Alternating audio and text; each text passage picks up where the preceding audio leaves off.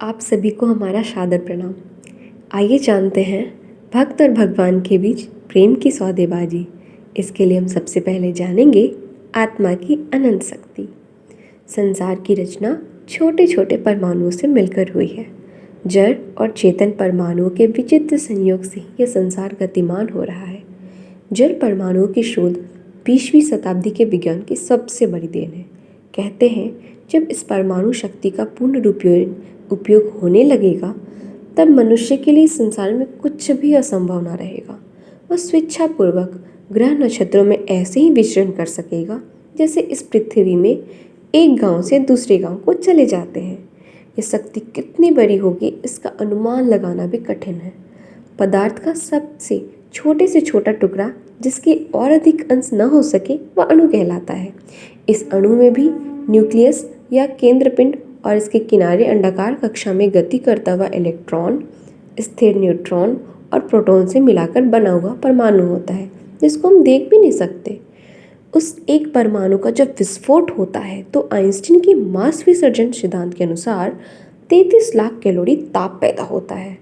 यह शक्ति एक विशाल भूभाग को जलाकर खाक कर देने में पूर्णतः समर्थ है।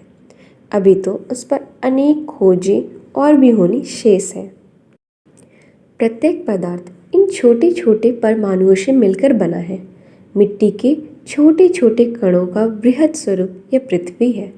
समुद्र का आधार पानी की एक छोटी सी बूंद है। विशाल वट वृक्ष का निर्माण उसके बीज के एक बहुत छोटे अंश से होता है। परमाणु एक प्रकार से इस संपूर्ण ब्रह्मांड का नक्शा है। जो कुछ शक्तियाँ इस सृष्टि में दिखाई देती हैं वे सब बीज रूप में एक परमाणु में विद्यमान है। इस शक्ति की हम कल्पना भी नहीं कर सकते। जड़ परमाणु की इतनी सामर्थ्य देखकर आश्चर्य होता है, पर चेतन अणु की शक्ति उससे भी अधिक है। जड़ पदार्थ स्वाधीन नहीं होते, उनकी अपनी कोई इच्छा शक्ति नहीं होती, किंतु चेतना शक्ति स्वच्छंद है। वह पदार्थ पर शासन करती है। शासित से शासक की शक्ति अधिक होना चाहिए। आत्मा को विश्व चेतना का परमाणु ही समझना चाहिए। पदार्थ के परमाणु की शक्ति का हिसाब लगा चुके हैं, उससे आत्मशक्ति की तुलना कर सकते हैं। हमें अपने को पहचानना चाहिए और शक्ति का स्वस्थ संवर्धन करना चाहिए।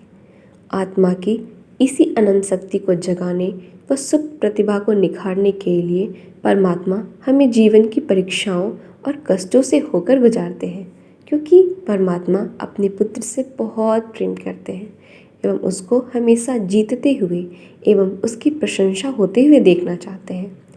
प्रेम एक ऐसी महान शक्ति है एवं भक्त व भगवान के बीच की सौदेबाजी है जिसमें भक्त अपने इष्ट का सम्मान व खुद को समर्पण कर देते हैं और भगवान अपने भक्त की परवाह करते हैं तथा उसे मुसीबतों से दूर करने के लिए दौड़े चले आते हैं। वह उसके जीवन के सारे कष्ट खुद पर ले लेते हैं। इसलिए हमारे परम पूज्य गुरुदेव जी 2 बातें हमेशा कहते हैं कि तू एक कदम तो बढ़ा, अगर मैं 10 न बढ़ाऊँ तो कहना। और प्रेम प्रेम प्रेम यही हमारा मंत्र है। तो हुई ना यह प्रेम की अनोखी सौदेबाजी, जहाँ एक छोर पर भक्त खुद को समर्पित कर देता है तो दूसरी तरफ भगवान उसे जिस परिस्थिति में वह हो उसे स्वीकार कर लेते हैं। इस तरह से हमारी ये यात्रा स्व से शुरू होकर सर्व तक पहुँचती है।